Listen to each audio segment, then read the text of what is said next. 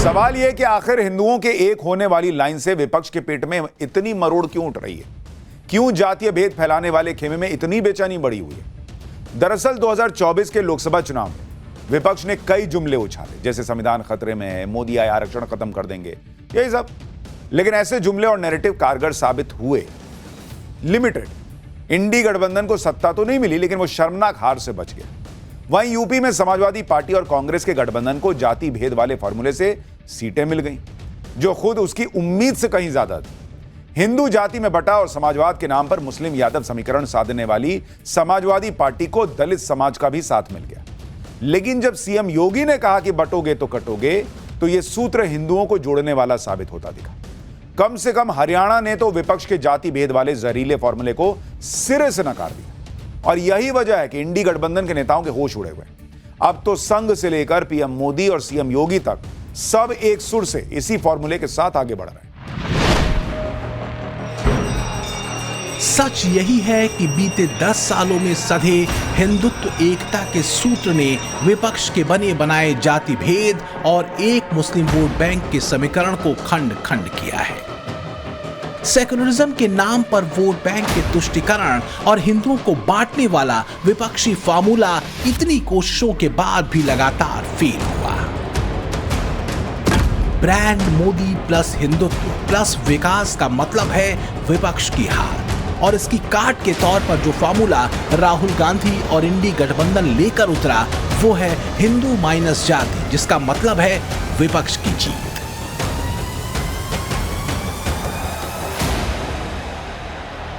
तो हिंदू को संगठित होना पड़ेगा। जो हालात बना दिए हैं वोट के सौदागरों ने, कोई माई गॉव और कोई ई गॉव बना दिए हैं वोट के सौदागरों ने, हमें इतना नुकसान किया है कि आज कई इलाकों में हिंदू कहने में भी डर लगता है। इंडी गठबंधन और उसके नेता ये आरोप बीजेपी पर लगाते रहे हैं कि हिंदुओं को भड़काकर बीजेपी सत्ता की राजनीति करती है। लेकिन चाहे राहुल गांधी हो, अखिलेश यादव, तेजस्वी यादव या ममता बनर्जी या कोई इंडी गठबंधन का दूसरा नेता, सबके ऊपर आरोप मुस्लिम तुष्टीकरण के लगते रहे हैं। अब ताजा मामला देखिए। कर्नाटक के हुबली में 2022 में हुए दंगे का केस वहां की कांग्रेस सरकार ने वापस ले लिया। आरोपों के मुताबिक इस दंगे में समुदाय विशेष की करीब 158 लोगों की भीड़ ने न सिर्फ पुलिस बल पर लाठियों और पत्थरों से जानलेवा हमला किया था, बल्कि इसमें कई पुलिसकर्मी गंभीर रूप से घायल हुए थे और सरकारी और निजी वाहनों को भी तहस नहस कर दिया गया था। अब इस केस के कांग्रेस सरकार की तरफ से वापस लेने के बाद बीजेपी नेता अमित मालवीय ने ट्वीट करते हुए लिखा कि कानून और पुलिस विभाग के विरोध के बावजूद कर्नाटक की कांग्रेस सरकार ने पुराने हुबली पुलिस स्टेशन दंगा मामले को वापस ले लिया है। उन्होंने आगे लिखा कि ये कुछ और नहीं बल्कि कांग्रेस की मुस्लिम तुष्टीकरण की नंगी राजनीति है। वोट बैंक के तुष्टीकरण का ये खेल डंके की चोट पर होता रहा है और ऐसा ही एक खेल करीब 12 साल पहले यूपी में हुआ था, जब यूपी में अखिलेश की सरकार थी। तब तत्कालीन अखिलेश सरकार ने 2012 में आतंकियों पर से केस वापस लेने की कोशिश की थी। 7 मार्च 2006 में वाराणसी, फैजाबाद और लखनऊ में सिलसिलेवार धमाके हुए थे। 2012 में तत्कालीन अखिलेश सरकार ने केस वापस लेने की अर्जी दी थी। इस पर तर्क टिप्पणी करते हुए हाई कोर्ट ने पूछा था कि क्या आतंकियों को पद्म भूषण से नवाजना चाहती है यूपी सरकार। सवाल यही है कि दंगाइयों और आतंकियों पर से केस हटाना क्या सेकुलरिज्म है और हिंदुओं को एकजुट होने की बात कहना सांप्रदायिकता। बीजेपी कहती है कि एक तरफा धर्मनिरपेक्षता का राग देश के बहुसंख्यक समाज ने सबसे ज्यादा झेला है, अपने आराध्य देव स्थानों की आहुतियां देकर और फिर जातीय राजनीति का दंश झेलकर और इसी आधार पर बंटकर। तो क्या यही वजह है कि अब बीजेपी और संघ मोदी योगी के हिंदू एकता के मंत्र को लेकर ज्यादा मुखर दिख रहे हैं? क्या कोई कह सकता है कि हरिद्वार कौन सी जाति का है? क्या हमारे 12 ज्योतिर्लिंग किसी जाति के हैं? क्या इस देश के कोने कोने में स्थापित 51 शक्तिपीठ किसी जाति के होते हैं? इस देश के चारों दिशाओं में रहने वाला जो अपने आप को हिंदू मानता है, वो इन सब बातों को अपना मानता है। राज्य की सीमाएं हमारे अंदर भेद निर्माण करने नहीं कर पाती, नहीं कर सकती। वैसे जन्म के आधार पर प्राप्त जो भी स्थिति है, वो भी हमारे अंदर भेद को निर्माण नहीं कर सकती। जो भारत जोड़ने निकले थे, जो मोहब्बत की दुकान का शिगुफा छेड़ रहे थे, उनकी मोहब्बत और एकता के सूत्र कितने सेलेक्टिव थे, क्या ये देश समझ चुका है? क्या मोहब्बत सिर्फ एक मजहब के लिए थी और नफरत हिंदू एकता के लिए? मीडिया के आप, नाम क्या आपका? हाँ, आप शिव प्रसाद जी हैं। आपके मालिक का क्या नाम है? आपके मालिक का क्या नाम है? क्या नाम है? नाम बताओ, नाम बताओ। ओए मारो मत यार, मारो मत उसको, मारना नहीं है, मारना नहीं है। नाम बताओ उसका। ए छोड़ो अपना कैमरा कहीं और ले जाओ, चलो आप लॉ एंड ऑर्डर की बात कर रहे हैं, लेकिन तुम पिछड़े हो कि क्या? नाम क्या है तुम्हारा? नहीं नाम बताओ, इनका क्या है? नाम बताओ। हाँ मिश्रा जी, अरे मिश्रा जी कुछ तो शर्म करो, अरे कुछ शर्म करो यार, पत्रकारिता करो यार, पत्रकारिता करो। सबसे पहले मैं आपको बताना चाहता हूं, नरेंद्र मोदी ओबीसी पैदा नहीं हुए थे। इसे सुनो, नरेंद्र मोदी जी दिल्ली का, सुनो भैया, मैं बहुत गहरी बात बोल रहा हूं, आपका लोगों का, आप सब लोगों का भयंकर बेवकूफ बनाया जा रहा है। सुनो सुनो सुनो, मैं जो बोल रहा हूं। तो मोहब्बत की दुकान में रेसिपी क्या जातीय नफरत की थी? ऐसे बयानों के छिलके अब उतरने लगे हैं। कम से कम हरियाणा ने तो यही बताया। सच ये है कि इंडी गठबंधन पर सीधे आरोप लगते हैं कि ये मुस्लिम तुष्टीकरण करता है, हिंदुओं को जाति में बांटने की साजिश करता है, हमास हिजबुल्लाह से प्रेम दिखाता है ताकि मुस्लिम वोटर्स का भरोसा जीत सके, लेकिन बांग्लादेश में हिंदू नरसंहार पर चुप्पी साध लेता है क्योंकि इससे मुस्लिम वोट के खिसकने का खतरा है। मतलब राहुल गांधी दिन रात जाति जाति कर रहे हैं तो वो देश हित में है, और मोदी योगी अगर हिंदुओं से एकजुट रहने की अपील कर दें, जाति में ना टूटने के लिए कह दें, तो देश टूटने लगता है इनके हिसाब से। गजब ही हिसाब है। जाति वाला भेद खत्म नहीं होना चाहिए क्या? ये तो वही लाइन है जो लाइन संपूर्ण क्रांति के दौर में जयप्रकाश नारायण ने दी थी। भाई जाति विहीन समाज का कॉन्सेप्ट तो यही था ना।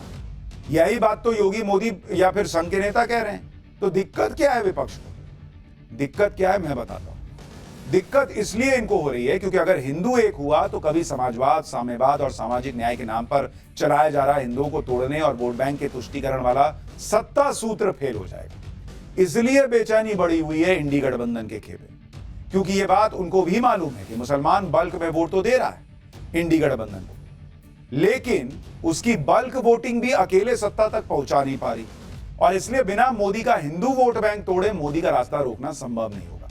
यह बात और साफ दिख गई जैसे ही हरियाणा का रिजल्ट आया। जहां हिंदू नहीं बटा तो कांग्रेस के साथ कांड हो गया। हरियाणा में 28% जाट बिरादरी ने बीजेपी को वोट दिया, तो वहीं 35% जाटव समाज के लोगों ने बीजेपी को समर्थन दिया। दलित जातियों में 47% बीजेपी के बारे में रही, 51% ब्राह्मण वोटर भारतीय जनता पार्टी के साथ रहे। राजपूत समेत अन्य सवर्ण जातियों में से 59% भगवा पार्टी के साथ रहे, तो 37% गुर्जर समाज के लोगों ने बीजेपी को समर्थन दिया। वहीं 21% सिख वोटर्स ने भी बीजेपी को वोट किया।